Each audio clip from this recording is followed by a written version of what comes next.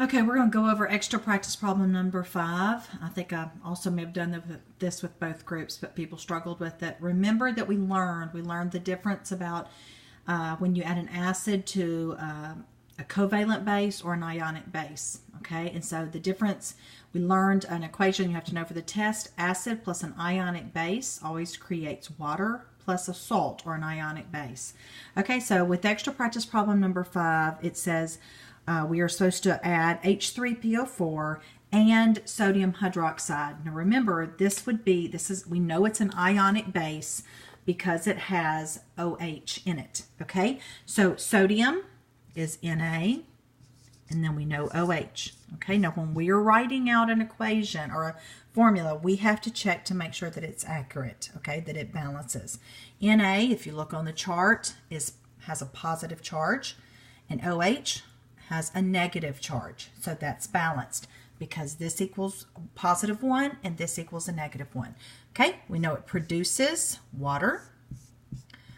Okay, now what salt does it produce? Remember, these H's and these OH's go together to make the water. What is left?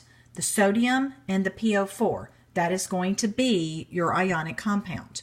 Okay, the metal always comes first. We have Na, we know it has a positive charge, and then PO4, which looking in our chart, we know has a 3 negative charge. Okay, so since we're writing out a formula, does that match?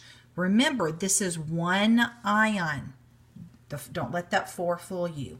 Okay, this is a +1 and a +1 and 1. This is a -3 and a 1. Do those match? No. So we have to have 3 NAs, okay, for every PO4. So now we have our formula written, but it's not balanced. So now we have to balance it.